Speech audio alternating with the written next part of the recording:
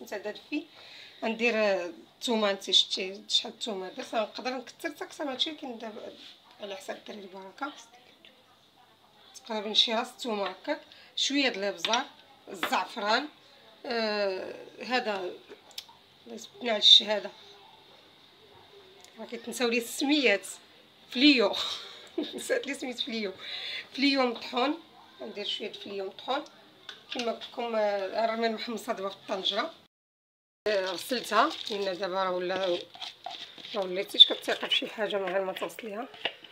تكزلي في هاد المحمصه حتى غسلتها، غادي نديرها شويه ديال الملحه وشويه ديال الابزار اللي قلتلكم، وهذا عاود نسات لي عليه، والنافع هذا فليو، شويه ديال الزعفران. هذا ماشي الخرقوم، الزعفران باش كيعطي واحد اللون، هي شويه. غادي ندير داك الفليو، راه عندي مطحون هو صافي. كنخليها من بعد ما كتغلي وتعاود فاش كطيب. غادي نخليها بعد طيب ديك المحمصه شويه، وغادي نعاود نوريكم شويه.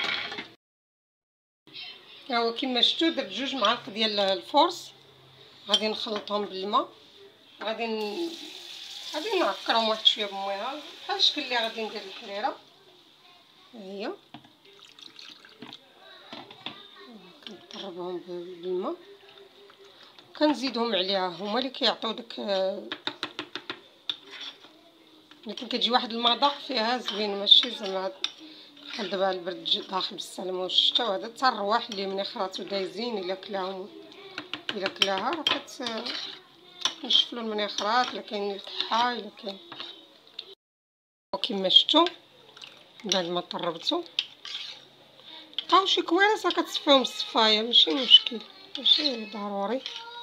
هو غادي نزيدها عليها، نبقى نحرك حتى طيب محمصه مزيان، وهاد الطحين حتى هو غادي يطيب مزيان صافي. وكنقدمها بالصحه والسلامه والعافيه.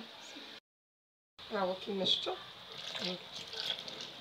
كنديرو معاها كيبقى يطيب. وراه درت زويت هاد العود، نسيت الزيت ما شاركتهاش معكم. كندير واحد شويه د زيت العود. كما شفتوا من بعد ما طيب ان شاء الله نخليها دابا طيب، نقابلها بالتحريك بحال كطيبي الحريره حتى كطيب مزيان، كتقال ديك هذا بحال شكل الحريره. ها هي من بعد ما وجدات، ها هي محمصه. كتلقاي الثومه، تا هما الثومه كاين عزيز عليه الثومه، راه طايبه. وهذيك الفورص اللي درت باش كتجي ملبيه، كتجيها ثقيله شويه، ما كتجيش هي الماء ولا هذا، تجي ملبيه هي محمصه وفيها الثومه. ونتمنى تعجبكم حتى هذه الوصفه ان شاء الله. راه كنقولها ونعاود، راه كندير معكم كل من هي بسيطه. الوصفات اللي بساط ومفيدين في نفس الوقت، كيفيدوا وبساط، كيديوش شي حاجه كثيره. الصحه والراحه، ونتمنى يعجبكم هذا الفيديو. ما تنساونيش من لايكات. الله يجازيكم بخير.